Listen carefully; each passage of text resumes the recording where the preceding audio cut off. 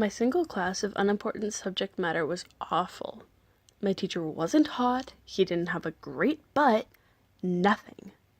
I sat next to a boring girl with bad hair who didn't say anything at all. She talked with her hands, but she wasn't deaf. Way too weird. When I went home, Daddy was on the couch reading the latest volume of Glamour magazine. "Hey, Peaches," he said, sipping at a martini while one of the butlers mixed alcoholic beverages in frappes. "Hi, Daddy. Hi, Rupert," I waved to the butler. He tipped his bowler hat and wiggled his mustache and greeted me back in the most British-sounding way possible. "How was your first ever entire day at school?" Daddy asked. I shrugged.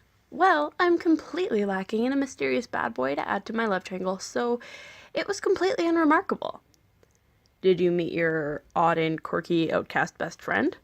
"No, the only other notable person in the class was some weird mute girl," I said, shrugging again and pulling out my iPhone 7 Plus that my parents paid way too much for. "That sounds like an awful day, Peaches," Daddy remarked. "Rupert, get this girl a vanilla iced frappe with 2 shots of vodka and a shot of espresso." He snapped his fingers. Rupert stared at us for a second and nodded. "Yes, of course, sir," he said, twitching his mustache again. "Thank you, Daddy," I said, smiling. About a minute later, Rupert brought me the frappe. I took it from him and completely ignored his existence.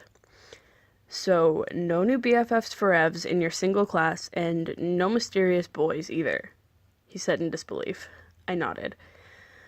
"Why does no one understand how hard your life is?"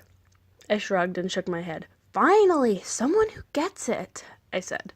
My phone dinged. "I had sex with the nerdy weird girl from your class." "That's fine," I shrugged, sipping at my frappe. "What's fine?"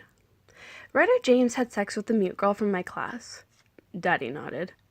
"You're right, it just makes him more of a bad boy."